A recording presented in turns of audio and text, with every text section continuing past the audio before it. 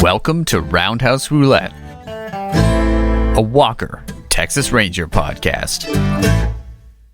Hey guys, Adam here again with part 2 of this week's minisode.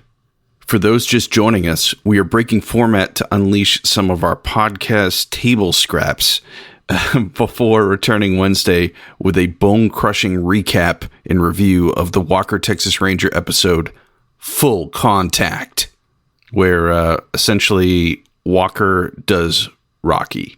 So, pretty classic. Today we pick up with an update on my Chuck Norris gold adventure, and then jump into a conversation that spun out of Walker's use of a laser pen in the Road to Black Bayou episode.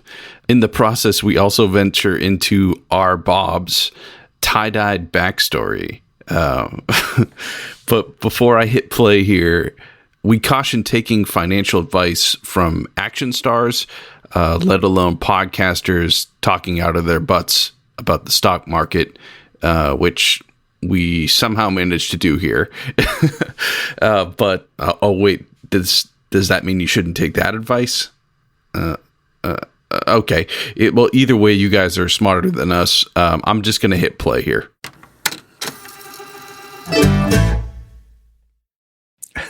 Oh, no.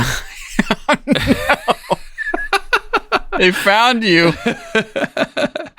Last week's cast, we talked about how for his birthday, Chuck Norris thanked his fans for wishing him happy birthday, but on the same post, use it as an opportunity to promote one of his other business ventures, which again, all the power to him. And this could be a good investment for all I know, but he's talking to his older retiree fans and saying, hey, don't trust the American dollar. You got to get your money into gold. It's gold, Jerry. It's gold. And last week, I signed up with our Roundhouse Roulette at gmail.com email and my personal phone number.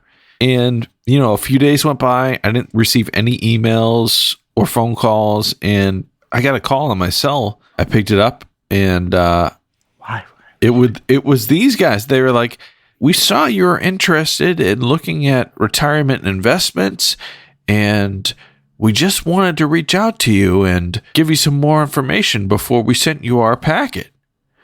And I'm like, oh, is this the thing with Chuck Norris? And Chuck Norris told me to look at this. He's like, yes. I forget exactly how he phrased it, but he was like, he was very involved in this exactly, venture. Or something like that. So. And I was like, well, I don't want to waste your time, but I just want to be open that I have a Chuck Norris podcast, and that's why we were interested in it. And he's like, oh, okay, well, we just wanted people to know that they don't know it's an option to turn their 401ks into gold. And I'm like, oh, yeah, I didn't know that was an option. And he's like, well, would you like me to send you some more information at your email account, roundhouseroulette@gmail.com? I was like, please do. And what we have in line here, guys, is the email I got. I'm sorry. I'm busy reading over this PDF that apparently was written by Chuck Norris. It says from the desk of Chuck Norris, right? No, it says by Chuck Norris. A special report. There's two of them. There's a longer special report, and then there's a shorter one for people with lower attention span. Yeah, I'm reading the long one. That one says from the desk of Chuck Norris, why I trust in God, guns, and gold. Look at this graph with food and US dollar index. Yeah. That's all from 2020. Like, that doesn't make any sense. Like, basically, you know, you put your money in something, and it's basically in stocks that are actively managed. And sure, you pay your stockbrokers like money to manage that, but your money grows at a very fast rate. They're basically taking those stocks from people in exchange for gold, which is something that is relatively stable. Right. But in exchange, those people are now making out like bandits, literally, when your stocks actually take off. Anyways, yeah, this is peddling all these things. Like this quote here, I never thought I would live in a country where social media companies like Facebook and Twitter could, quote, cancel and block the words of a sitting president, ... Oh, boy. It's like, just hold a press conference. You have not been canceled. Yeah. You're the most powerful person in the world. Yeah. Or where I'd hear, on PBS no less, that my conservative children and grandchildren ought to be taken from their homes and sent to re-education camps. Yeah, What? Wow. Yep. Okay. Yeah, I think I missed that one. I would like to note that we did discover of this whole thing on his Twitter account. So You mean he wasn't canceled? I thought everyone got Chuck canceled. Norris hasn't been canceled yet. Right. Okay. Keeps this up, he will be. Yeah, I think so. I think we're probably gonna have to cut this whole segment out. Yeah. Yeah, probably. It actually doesn't make sense. Like when you're older, you don't have that much time left. So why take something like that is just going to sit at a steady rate? Yeah. If you're younger, it makes sense. Put half your stuff in really high risk things and then half of it in something that's not going to lose much value. That makes sense, yeah. But maybe for older folks, I don't understand why they would do that. Unless they're looking at maybe... They're looking to use as someone who's tried and tested within the elderly community and worthy of their trust. So I got Marie a subscription to the Sunday Boston Globe. And it comes with the Parade magazine. Mm-hmm. And all of the advertisements in Parade magazine are like, buy this, cherished memory porcelain model of like praying hands with like quotes from the Bible. Or there's one that's like a commemorative coin set of the greatest American presidents. And it's got like George Washington, Thomas Jefferson, Reagan, and Trump. It's like, what? You think Boston Globe would at least throw in JFK, Yeah, they're like, oh, it's Parade. Everyone like uses that to line their like rabbit hutch or something. Oh man, yeah. This seems like even lower brow than that. Can we get into laser pointers here? Like, there was a whole era where that was like, oh wow, a laser pointer, and now they're just for cats. Pretty much, yeah. That's it. Yeah. I actually got a laser level when I was working on that tiling project, and it's basically a glorified cat toy now. Right. Yeah, it served its purpose. Now it's a cat toy. I remember when kids would sneak those to school, and they'd be like, "Oh, he's got a laser pointer." Oh yeah.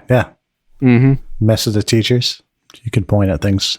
They kind of like became obsolete around the time cell phones came out, but they're still just as useful, but only for cats. Yeah, maybe only for cats. I mean, as far as kids are concerned, a laser pointer, when it was popular in school, it was like an extroverts thing. So like a kid would use that to be like popular and cool and like show off to people. Whereas now kids have cell phones and they can just be like in their own world and they don't care if someone has a laser pointer because they have the internet at their fingertips. And that's way cooler than a laser pointer. They're like, yeah, my parents got me a cell phone a year before you. You're a loser. Well, yeah, like to point out how pointless they are. Oh, good God. Yeah. Good work. Yeah, I remember like it was even cooler if your laser pointer had the things you could screw on the tip. So like, it wouldn't just be a circle. It would be like a shamrock or a smiley face. Oh my God. Can you imagine? Killing it. What about like green ones versus red ones? I think it's the Star Wars thing going on. I've never seen a green one. I've only seen red. I've only seen green ones used by birding guides to point out on branches where birds are at a distance. You know they're old. Okay, so Evan, can you describe to our listeners what Ocean State Job Lot is? Okay. Think of a product that you encountered in a grocery store or a department store, or maybe saw on TV 5 to 15 years ago. Now, in your mind, that product is gone. It has been wiped off the face of the planet. You will never see it again. Now, enter the doors of Ocean State Job Lot. That product is alive again. and it's just as bad as you remember it, but it's actually available and for sale. And that's Ocean State Job Lot. And it's much cheaper than it used to be. Well, that's where I bought my first laser pen. I bet you could still get one there. They probably still have them. And, Fidget spinners. and it came with, no joke, probably about 10 different... Like attachments to make different... Exactly. Attachments you can put on the top that had like a heart. Oh my God, a heart? That's amazing. Oh, yeah, of course. These are like proto emojis. This was like... Sure. Yeah. This is probably where it happened. They're like, oh, wow. But what blew my mind was when I went to Ocean State Job Lot to buy this laser pen, they carded me. And, it's one of the first times I've ever been carded, and they needed my ID for me to buy a laser pen. You had to be 18. Yeah. Really, because high school teachers didn't want those asshole kids. Pretty much. Yeah. And let's be honest. I mean, that was the day I knew I was a man. Yeah, that's good. Yeah. How'd that feel? Unfortunately, Ocean State did not know Adam was a man. They couldn't do the math properly. And even though Adam was like 19 or 20 at the time, they didn't think that he was over 18. They had to call a manager in. You were denied service? I was there, yeah. They were actually looked at my birth date and they're like, no, you're not 18. I was like, no, I am. Here's not a lot of math majors working at Ocean State Job. Yeah. And so I kind of had to do the math for him. Okay, I got the laser pen. So when I was in high school, I worked in a convenience store, and you had the little stickers that said what year you need to be born in to buy cigarettes. They probably didn't have that at Ocean State Job Lot. Not for no, they didn't have that for the laser pointer. Oh, hell no.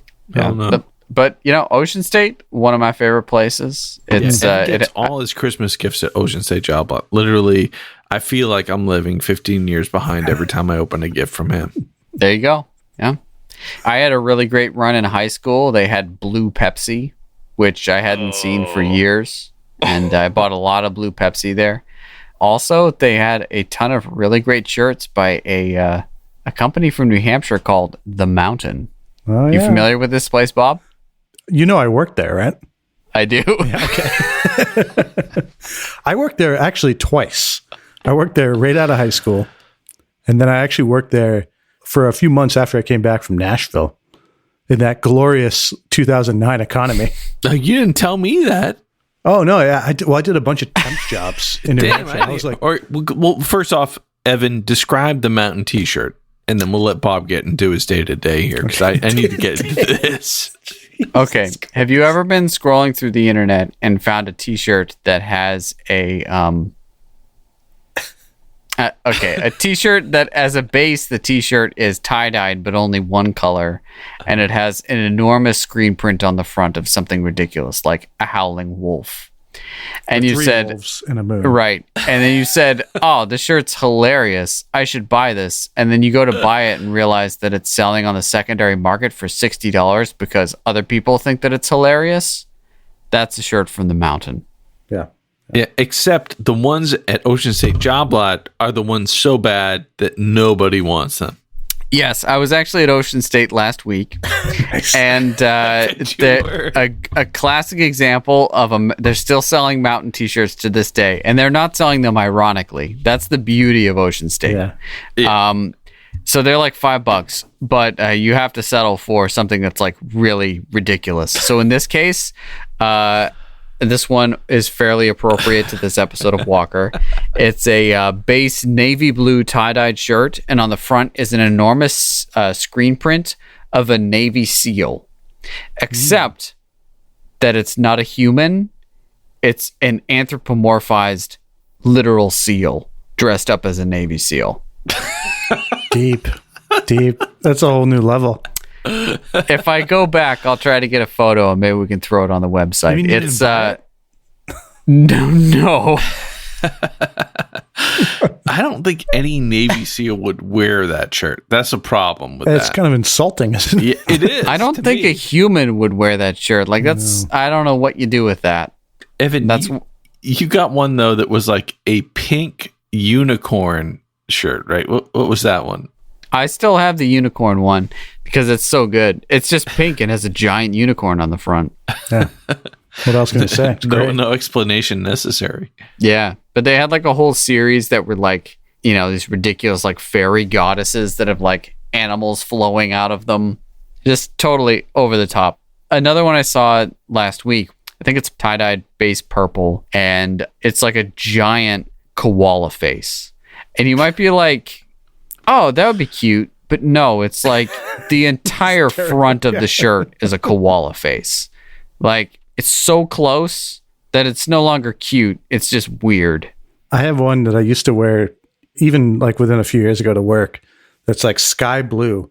And it's the whole front of it is an eagle's face. Just yes. Yep.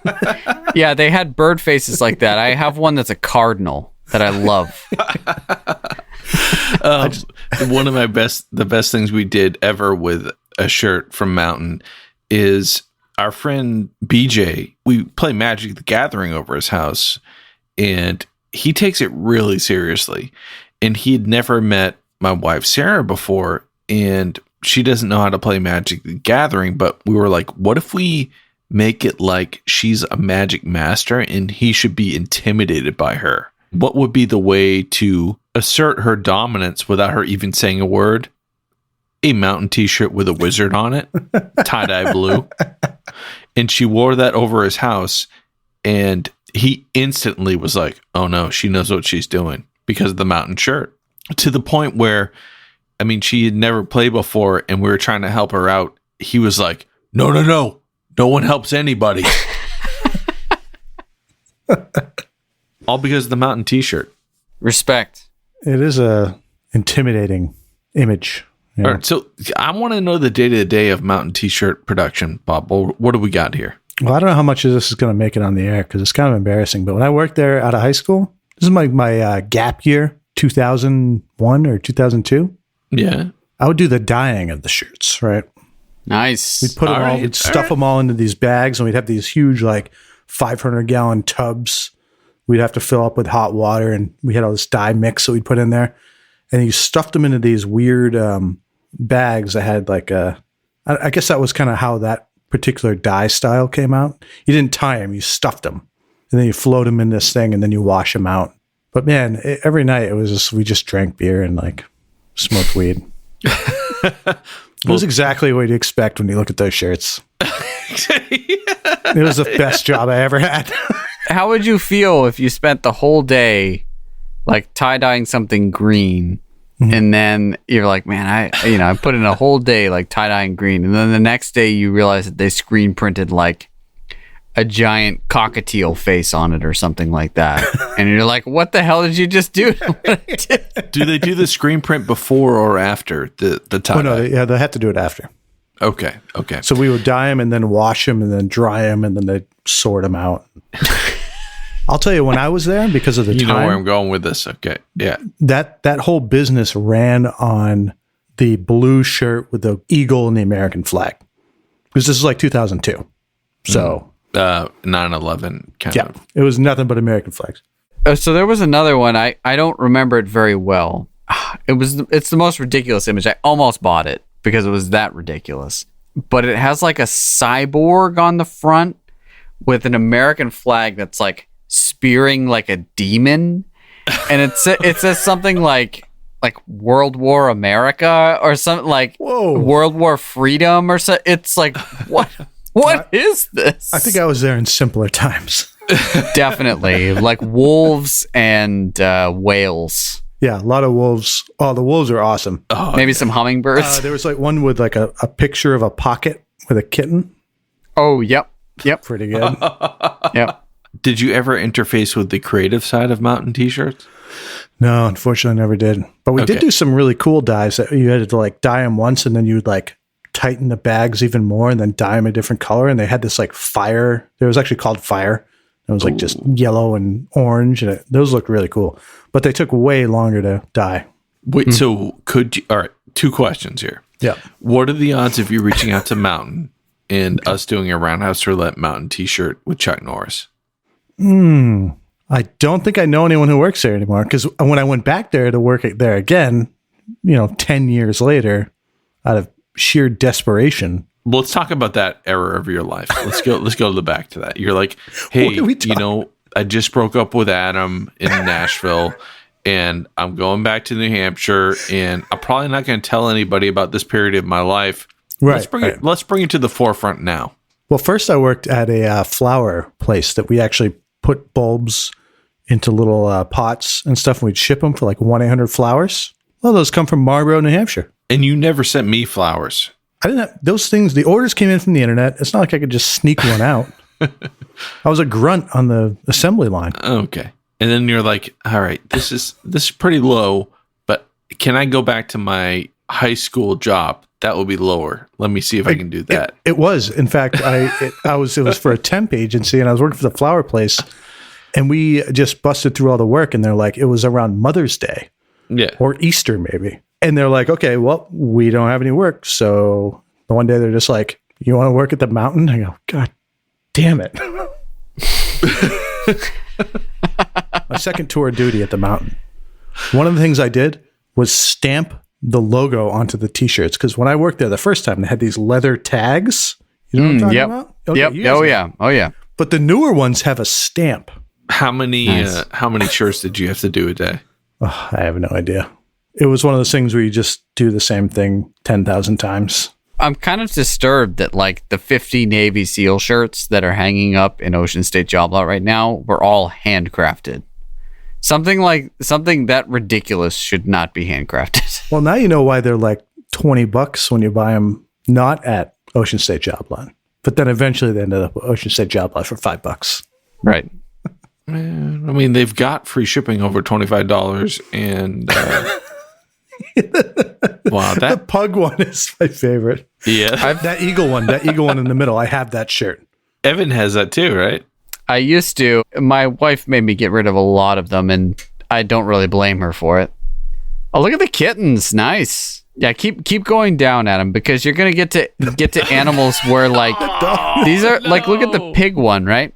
So it's just a giant pig face. Like if you're standing within a reasonable distance of someone, like within 5 feet of somebody, you have no idea that they have a pig on their shirt. You have to stand back 20 feet to actually see what the hell it is. Mm-hmm. So when you're standing next to them, you just think it's like a really creepy, weird pink shirt. All right, guys, we're going to the clearance section here. Oh, man. Yeah. I just want to say, we started talking about Ocean State Job Lot, but if you guys have ever been to Maine, like real up Maine, there's a store called Martin's, and Martin's is Ocean State Job Lot, but Maine. I got a few tasteful mountain shirts up there, too. Nice. Gotta love it. Only 3 left of the Rasta Wolf smoking a joint. Yeah, see, we were a little more tasteful back in my day. Yeah, you guys would only do that while making the shirts, but now it's on the shirt. Oh my God, yeah. What is this sandwich? It's like a stoner's dream. It's like your whole shirt's a sandwich. It's a giant burger.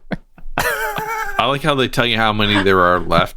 Like if you're buying a t-shirt that is a one, how many patties is on here? We got 1, 2, 3, 4, 5, 6 maybe?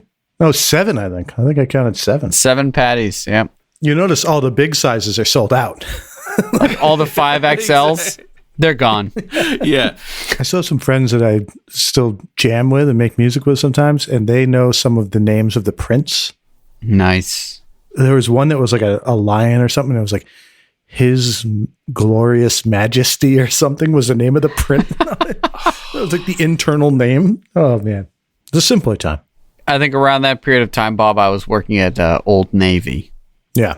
You didn't sell our mountain shirts there. Yeah. That's nothing like a recession to make you swallow your pride. And oh, yeah. Yeah. Yeah. I remember the conversation when I was being interviewed for the job, and the manager at the time asked me if I was planning on working there for life. And I said, I'll be honest with you, no. Have you seen the stock market, buddy? I'm like, I have a degree in biology. I'd rather, use it for something that makes sense. And they're like, okay, we'll give you $1 less.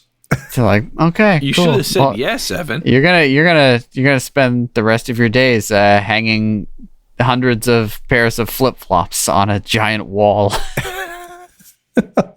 In my first tour, I definitely had a amazing all black, no sleeves, sweet black wolf. I take the sleeves, tear them off, and like wrap them around as a headband. Nice. So badass. These shirts, you can tell why they haven't sold. Let's go to the last page. We need the bottom of the barrel here. Keep calm and light it up. Yeah, these are all just like weed. There's some mistletoe hanging over someone's crotch with the words "hint, hint." Oh, I see. Classy. Okay. Well, all this is leading to Absolutely nothing. no. Bob, what do you say about reaching out to Mountain and singing about a roundhouse roulette Oh, in the style of? Mountain t-shirt? Hell yeah. As someone who's done 2 tours of duty. If anything, just to get the response back from them saying no. It'll be worth it. Totally. No, I'm sure they'd come back and be like, yeah, here's the amount of money you need to spend. And we'd be like, No, like, hey, look, I know your process on how you do your tie-dyes, and we're just going to do it anyway. yeah, I know your patented method. Wait, so here's the other question to you. If we get a bunch of white t-shirts and I send them to you, would you be able to do the patented Ooh, that'd be Mountain tough. tie-dye? It would take a lot of work and it would fill up my bathtub. Yeah, your bathtub would hate it, but it'd be a great weekend for you, right? So these were like 500-gallon tubs that were like heated, and you have to fill them up and then have a precise mixture of the dye and then stir up the dye and then throw them in. I remember the process. Yeah, these are all just details that I'm hearing, but I mean, you've got a toilet, you've got a sink. The toilet doesn't have a heater in it. At least not that I know of. Dude, C4. If we learned anything from Walker, Texas Ranger, just throw some C4 Put a bunch in of dye in the toilet with some t-shirts and then blow it up. Yeah. All right, we'll give it a shot. Okay. I'm just saying, we got to get working on the definitive tie-dye Mountain style, and I would like it to be official, Right. honestly. Well, the If we hell with them can. if they're not going to do it for us. I'll do it myself. And what's the opposite of mountain? Like, if we can't do a mountain, what would it be? I don't know what you're saying now. What's the I don't top know. of the mountain? What do they call that? The summit? The summit, the peak. The summit. Yeah. I think that's what we go with. So we're just going to start our own t-shirt company is what you're saying. Okay. We started on this with laser pointers and somehow ended up talking about small batch t-shirt tie-dye. Okay, well, so look for the summit collection from Roundhouse Roulette on our Etsy shop. Available never. In 7 or 8 years, maybe. Yeah, and Bob never worked for Mountain 2 times. Right. Never once, never twice.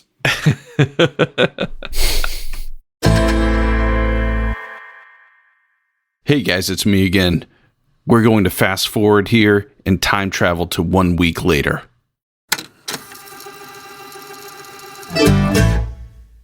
In other news, we talked about I gave my phone number to the company that Chuck Norris has partnered with to take people's investment savings and turn it into gold. And I have been getting calls all week from this guy. What's the guy's name? Let's put up his phone number here. Yeah. His name is Tim Pipkin. Okay. Good old Timmy Pip. Yeah. Then he sent me 2 follow-up emails. Then he sent me 3 texts. ABC, baby. Always be closing. Yeah. All week he's been calling. I was at work and I was talking to him. I was like, what is this weird number? And I picked it up. I was like, oh, it's the gold guy. And then in the middle of that, I got a call from work. I was like, sorry, man, got to go work. And I hung up on him and got the other call. He hasn't stopped. I've been getting like these weird calls all day, man. And I'm going to have to just tell Tim, look, man, I really just wanted the PDF of Chuck Norris. If you can get Chuck Norris to give me a call, he might be able to sell me on this. Tim Pipkin. If you want to get a hold of him, his number is 818-401-4390. Yeah. So that's a Los Angeles number. Have you told him that you don't have a 401k? Or I would money. think that would get him Right, to 'cause go You don't have away. money. Yeah, you That know what? helps I stop actually buying. don't have any money at all, Tim. That's why I'm doing this podcast, because I really want to make it rich. Yeah, I have a prepaid cell phone. Every time you call me, you're costing me money. Well, here's the thing. My phone number is still my Massachusetts number. I've never changed it. And the numbers that come from him are all Massachusetts numbers. I think they try to mask their number. okay. It's that weird. Oh, jeez, yeah. That's the worst. Oh, I sent you guys a link earlier today. It was like a parody, and I had forgotten this fad back in probably the late 2008, 2007, something like that. And if you recall, that's when, the economy was tanking and the stock market was plummeting and everything else. And so there was basically just like that whole scam where it was like cash for gold. Yeah. And put your gold in a freaking envelope, stick it in your mailbox, in like this branded envelope that says cash for gold, right? Right, yeah, that doesn't seem right. Yeah, your mailman's like, yep, we're going to lose this one. Yeah. Yep. Got to pay for retirement somehow. Yep. So back then, when stocks weren't worth anything, everyone was buying everyone's gold and giving them cash. And now the stock market is, doing pretty well. And instead they're like, well, give us your stocks and we'll give you some gold. It's a solid investment. So it's a cyclical thing, I guess. Yeah. Do you think Chuck Norris has any gold teeth? Nah, he's never had a cavity in his life. Yeah. But if he did, that would be the test. It's like, well, has Chuck Norris traded in his gold tooth?